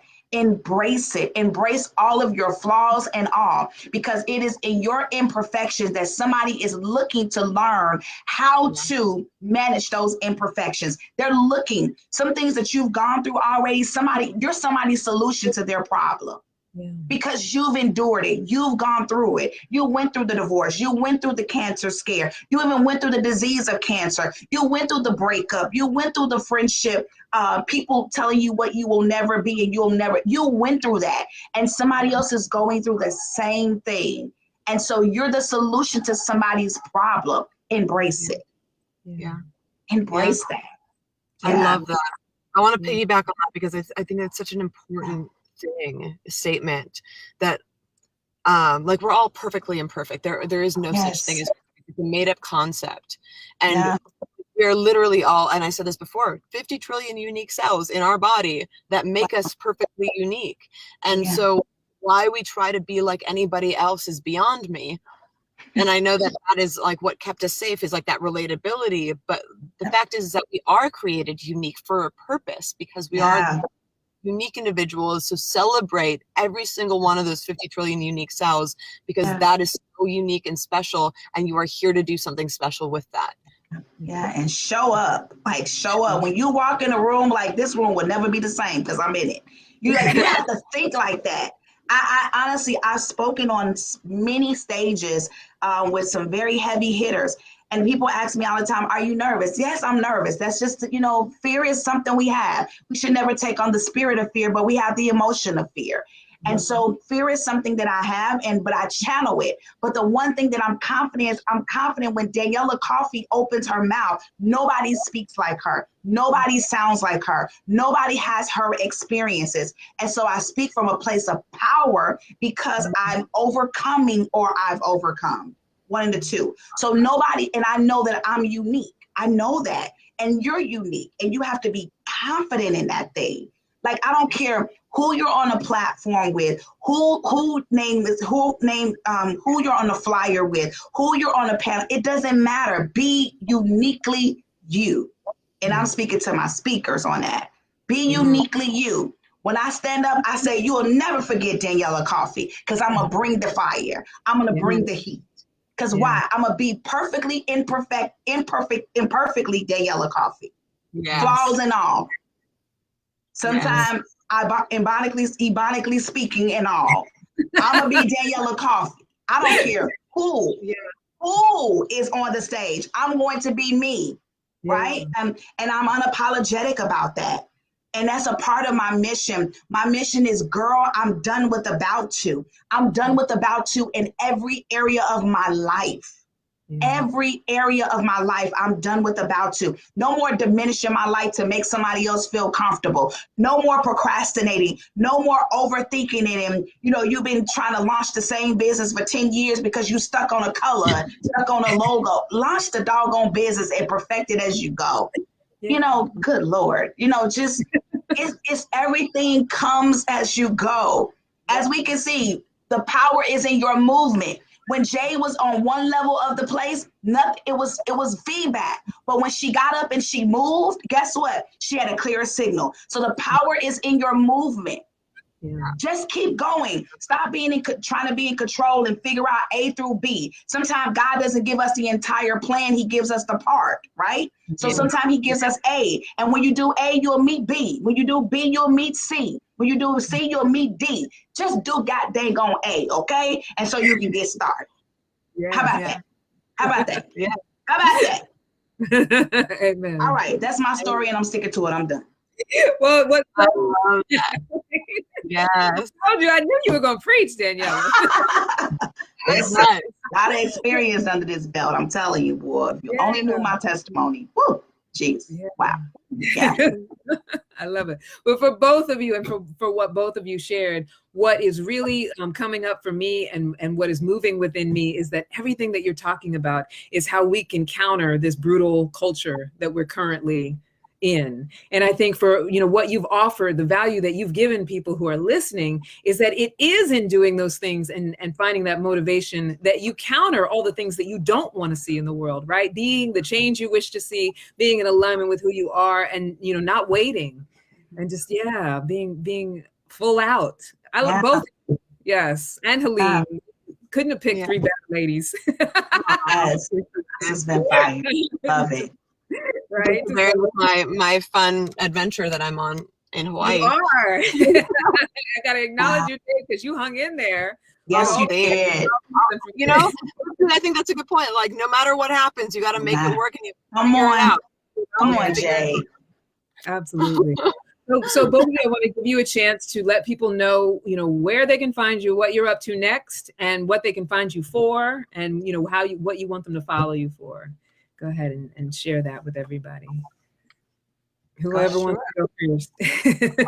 Only because my computer might die. So, and I appreciate you ladies so much, and everybody watching, and Brian, Soulivity magazine. It's been such an honor always to have these conversations. They're so vital and important. And I appreciate your wisdom and what you are creating in the world. And I was just wanted to touch on Daniela really quickly. What I notice when you speak and what you say and what you share is you are so unabashedly you that empowers and inspires others to be unabashedly themselves. And it's just very inspiring to me. So I appreciate you. And thank you both. As far as me, you can find me on like Instagram, Twitter, all the things, but Instagram, jade.taylor, Tailor. Usually I update with all of the things that I'm doing on there. And there's a couple films that just got into festivals that are nominated for a bunch of things that I directed and wrote. So I'll keep you posted on all of those things. But I just want people to take away from this, just, finding their truth. Like, find me. Like, follow these ladies, follow Soulivity magazine, follow all the things that inspire you and empower you to make a difference, not only in your life, but in others. And I appreciate you all and appreciate being here. Yeah. Thank you so much, Jade. Wow. Thank you. Yeah. Thank you. Jade and Candace, listen, y'all are beasts, okay? This has been a pleasure and an honor with Helene. Brian, I can't thank you enough. I know you're behind the scene laughing and giving us these hard questions, but I cannot thank you enough for your yes. Because of your yes, it was a domino effect for us to get together. And that's how powerful your yes is. That's how powerful your movement is, because we would have never connected had Brian not said yes. And so, Brian, I want to say thank you so very much. Jade, I appreciate. Can you give me your Instagram name again, please? Yeah, Jade, Jade.Taylor, Tailor. Follow me, I'll follow you. Okay. I'm following you here all the things too. I think okay. But okay, I'll find you. And so you can reach me at, I am doing pop-ups, and now we just added 2 extra cities. We'll be in Dallas, Raleigh, North Carolina, New York City, and also in Huntsville, Alabama. We're doing pop-ups. The Girl I'm Done With About To pop-ups and talk show. Talk show is every Sunday at 8:00 p.m. You can find it on my Facebook Live. You can find me at DanielaCoffee.com. Daniela Coffee on all social media platforms. I'm even doing this TikTok stuff. I'm having fun. So yes. I'm trying to be grown and do the TikTok, okay? And collect a couple coins. So so I'm Daniela Coffee on all social media platforms. That's COFFEY, and DanielaCoffee.com. I am a spiritual strategist. I have a manifestation blueprint class that I teach every twice a month. It's really personal self-development and spiritual development. 5 a.m. Every first and third Wednesday of the month. And it is powerful because I believe how you do one thing is how you do everything. If your life is chaotic, your personal life, your business is chaotic, and so I am a firm believer in self-development and personal and spiritual development. And so that's Daniela in a nutshell, but DanielaCoffee.com, you can find me there, and you'll know more about me on there. Yeah, I'm going to hit you up, Daniela, because I'm trying to grow to the next level myself. Right? Come on. Right? I'm going to tell you, I'm going to put this disclaimer out here. You won't be the same when you be in a space. You won't be the same when you're in my space. You're going to come out, your family going to be like, what's wrong with you? Where's this confidence coming from? Listen. I believe it. I believe it 100%. So, yeah, thank you so much, ladies. Thank you for this just amazing conversation and, bringing it. And, I look forward to an opportunity to reconnect with both of you, and we'll also be following you and looking for what you're doing. Hopefully the people out there listening are going to, do their due diligence as well. Also, thank you, Brian, as always, for being the producer with the most, director with the most, and providing us this platform. And like Daniela said, because you said yes, we were able to get together and have this conversation. The whole team at Soulivity Magazine, and anyone who's supporting you, Beyond Words, thank you, Beyond Words, for their sponsorship. And don't forget to go to Soulivity Magazine and donate to the National Women's Museum.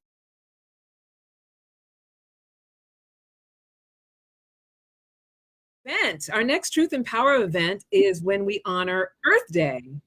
And that will be on April 24th, 2021 from 2 to 4 o'clock. And it'll be another amazing panel, another great conversation. And hopefully you'll join us for that as well. And I think we are done, right, Brian? All right. I know it went by so fast. Thank you to the audience, for everybody who was listening in and joined us. And for those who listened later, thank you very much for being here. And you're always welcome. Continue to follow us. And you can follow me at Candy Love Coach on Instagram and Twitter. And I love you all. Goodbye. Thank you, everybody. It was great. Yes. Have a beautiful Jade, I cannot find you. Well, I'm sorry. Are we off the air? I'm sorry. I'm gonna find you.